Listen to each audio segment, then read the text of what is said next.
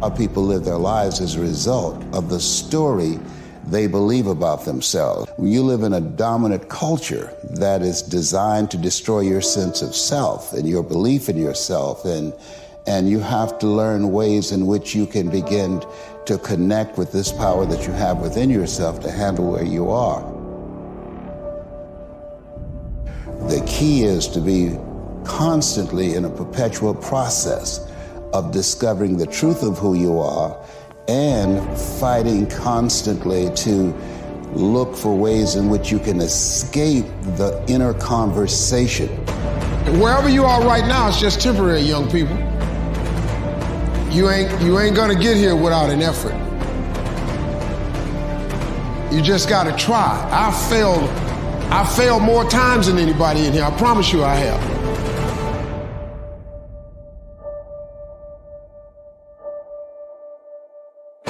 You have to understand, if you don't execute on the plan, if you don't get up in the morning when you're feeling tired, scared, if you don't execute, you're not just cheating yourself, dude. You're cheating your family, you're cheating your employees, you're cheating your team, whatever you're a part of. It's bigger than you, man. What is faith? What is fear? See, faith and fear, they're both made up. No one knows the future. They're both your imagination, whether you have faith or fear. The only difference is fear is imagination undirected. So it's like weeds. Fear grows automatically. Faith is you decide to trust and keep moving forward, trusting life is happening for you, not to you. And if you keep going, it will open. What do you do when 1,000 other people want exactly what you want? What if you're not the only one that wants what you want? What if there are thousands of other people who want what you want? You have to outwork them. Treat yourself like you're someone responsible for helping. And that doesn't mean be good to yourself. It doesn't mean be nice to yourself. It doesn't mean give yourself an easy life. That isn't actually what you do to people if you care for them. You actually present them with something like an optimal challenge. First of all, assume that you're worth taking care of, and that it's your responsibility to do so, even if you don't like yourself very much. And lots of people don't, and they have their reasons. You have to abandon all that. Treat yourself like you're someone you're responsible for helping.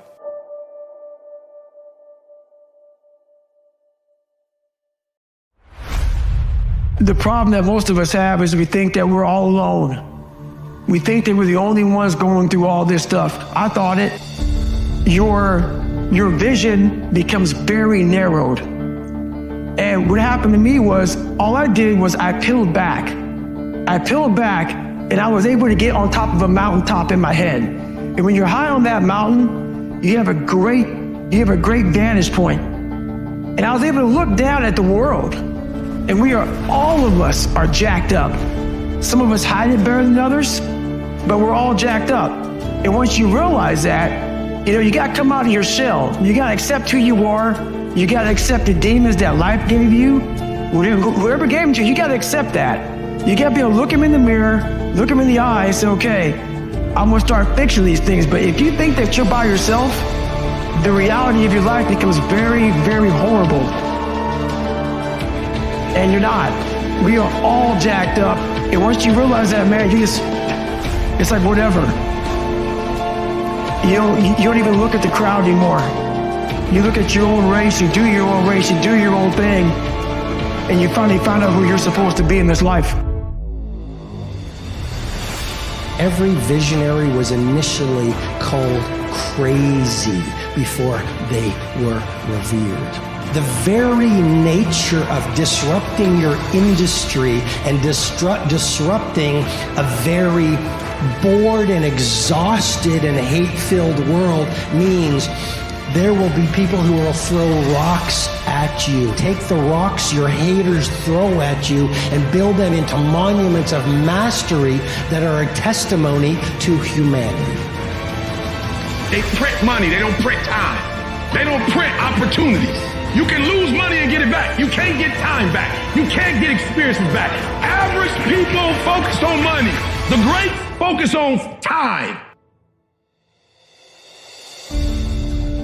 And that was the most important thing for me, is to leave no stone unturned. get better every single day. And if I lived that way, then over time, you know, I'd have something that was beautiful.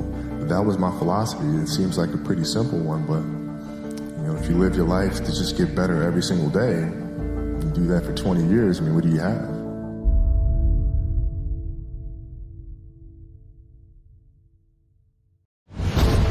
See, when you begin to understand and acknowledge your fear, and you go forth anyhow, you go forth in a spirit and a knowing that there's a way that you can begin to handle this. There's a way out here somewhere. There's a solution for what it is that you're seeking, that you have the capacity to whatever comes up, to handle it, to face it.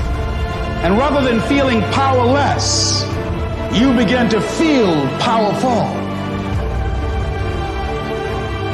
But there are few people who have decided within themselves, I'm going to make it. Some people aren't waiting to be cut. Some people are moving on their own because they feel within themselves, I've got what it takes to make it. Most of us are only 1 to 10% away from greatness. But we think we're so far away from it that we never try. And once I started going down this journey, I started realizing that, and those percents started to add up.